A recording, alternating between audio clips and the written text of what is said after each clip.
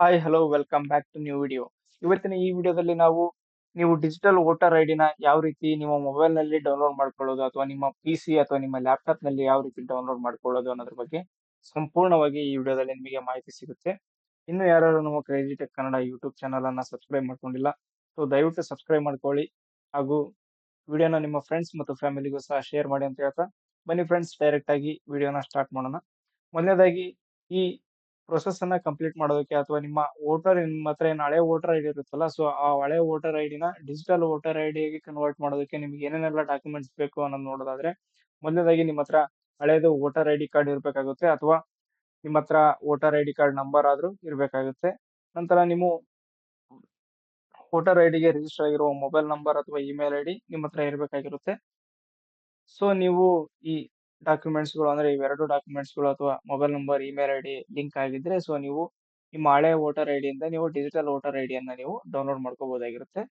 ಯಾರ್ದೆಲ್ಲ voter ಐಡಿಗೆ mobile number ಅಥವಾ email ID register ಆಗಿಲ್ಲ, so ಅವರು ಯಾವ ತರ ಡಿಜಿಟಲ್ ವೋಟರ್ ಐಡಿ ಡೌನ್ಲೋಡ್ ಮಾಡ್ಕೊಳ್ಳೋದು ಅನ್ನೋದ್ರ ಬಗ್ಗೆ ನಿಮ್ಗೆ ಏನಾದ್ರು ವಿಡಿಯೋ ಬೇಕಾದ್ರೆ ಕಮೆಂಟ್ ಬಾಕ್ಸ್ ನಲ್ಲಿ ತಿಳಿಸಿ.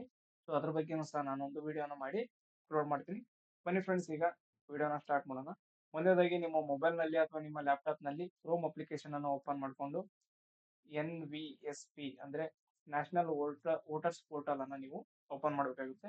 ಈ ಸರ್ಚ್ ಬಾರ್ ನಲ್ಲಿ NVSP ಅಂತ ಟೈಪ್ ಮಾಡಿ ಸರ್ಚ್ ಮಾಡಿದ ತಕ್ಷಣ ನಿಮಗೆ ಈ ರೀತಿಯಾಗಿ ಒಂದು ವಿಂಡೋ ಓಪನ್ ಆಗುತ್ತೆ. ಇಲ್ಲಿ ನೋಡ್ತಾ ಇರ್ಬೋದು ನೀವು ವೋಟರ್ಸ್ ಸರ್ವಿಸ್ ಪೋರ್ಟಲ್ ಅಂತ ಏನಿದೆಯಲ್ಲ, ಇದ್ರ ಮೇಲೆ ಕ್ಲಿಕ್ ಮಾಡಬೇಕಾಗುತ್ತೆ.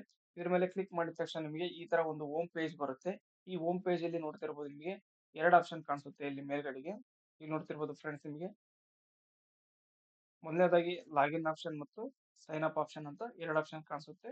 ಇಲ್ಲಿ ನೋಡ್ತಿರ್ಬೋದು ಫ್ರೆಂಡ್ಸ್, ನೀವು ಆಲ್ರೆಡಿ ರಿಜಿಸ್ಟರ್ ಆಗಿದ್ರೆ NVSP ಪೋರ್ಟಲ್ ನಲ್ಲಿ ಆಲ್ರೆಡಿ ನೀವು ರಿಜಿಸ್ಟರ್ ಆಗಿದ್ರೆ, ಸೊ ಡೈರೆಕ್ಟ್ ಆಗಿ ಲಾಗಿನ್ ಕ್ಲಿಕ್ ಮಾಡೋದ್ರ ಮುಖಾಂತರ ನೀವು ಕಂಟಿನ್ಯೂ ಮಾಡಬಹುದು. ಅಥವಾ ನೀವು ಇನ್ನೇನಾದ್ರೂ ರಿಜಿಸ್ಟರ್ ಆಗಿಲ್ಲ ಅಂದ್ರೆ, ಸೊ ನೀವು ಸೈನ್ ಅಪ್ ಕ್ಲಿಕ್ ಮಾಡಿ ನಿಮ್ಮ ಮೊಬೈಲ್ ನಂಬರ್ ಅಥವಾ ಇಮೇಲ್ ಐಡಿ ಹಾಕಿ ರಿಜಿಸ್ಟರ್ ಆಗಿ ನಂತರ ಆ ಮೊಬೈಲ್ ನಂಬರ್ ಇಮೇಲ್ ಐಡಿಯನ್ನ ಲಾಗಿನ್ ಮೇಲೆ ಕ್ಲಿಕ್ ಮಾಡಿ ನೀವು ಲಾಗಿನ್ ಆಗ್ಬೋದಾಗಿರುತ್ತೆ.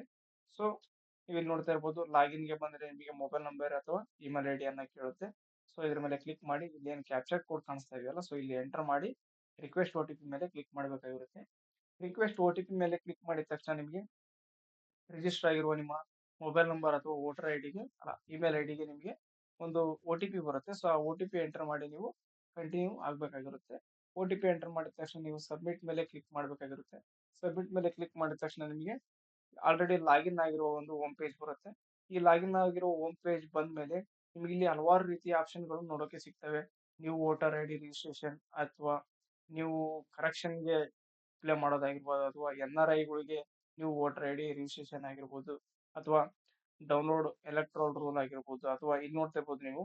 ಈಗ ಈ ವಿಡಿಯೋದಲ್ಲಿ ಏನಪ್ಪಾ ತಿಳಿಸ್ತಿದ್ದೀನಿ ಅಂದ್ರೆ, ನಿಮ್ಮ ಹತ್ರ ಏನಾದ್ರು ಹಳೆ ವೋಟರ್ ಐಡಿ ಅಥವಾ ಹಳೆ ವೋಟರ್ ಕಾರ್ಡ್ ಇದ್ರೆ ನೀವು ಅದನ್ನ ಯಾವ ರೀತಿ ಡಿಜಿಟಲ್ ಆಗಿ ಕನ್ವರ್ಟ್ ಮಾಡ್ಕೊಳ್ಳೋದು ಅನ್ನೋದ್ರ ಬಗ್ಗೆ ತಿಳಿಸ್ತಾ ಇದ್ದೀನಿ. ಸೊ ಇಲ್ಲಿ ನೋಡ್ತಾ ಇರ್ಬೋದು ನೀವು ಈ ಎಪಿಕ್ ಡೌನ್ಲೋಡ್ ಅಂತ ಏನ್ ಕಾಣಿಸ್ತಾ ಇದೆಯಲ್ಲ, ಈ ಆಪ್ಷನ್ ಫ್ರೆಂಡ್ಸ್ ನೆನ್ಪಿಟ್ಕೊಂಡಿರಿ. ಈ ಎಪಿಕ್ ಕಾರ್ಡ್ ಅಂತ ಏನ್ ಕಾಣಿಸ್ತಾ ಇದೆಯಲ್ಲ, ಈ ಆಪ್ಷನ್ ಮೇಲೆ ನೀವು ಕ್ಲಿಕ್ ಮಾಡ್ಬೇಕಾಗಿರುತ್ತೆ. ಈ ಆಪ್ಷನ್ ಮೇಲೆ ಕ್ಲಿಕ್ ಮಾಡಿದ ತಕ್ಷಣ ನಿಮಗೆ ಈ ರೀತಿಯಾಗಿ ಇನ್ನೊಂದು ವಿಂಡೋ ಓಪನ್ ಆಗುತ್ತೆ. ನಿಮ್ಮ ಹತ್ರ ವೋಟರ್ ಐಡಿ ನಂಬರ್ ಇದ್ರೆ, ಸೊ ನೀವು ಎಪಿಕ್ ನಂಬರ್ ಅನ್ನ ಕ್ಲಿಕ್ ಮಾಡ್ಕೋಬೇಕಾಗಿರುತ್ತೆ.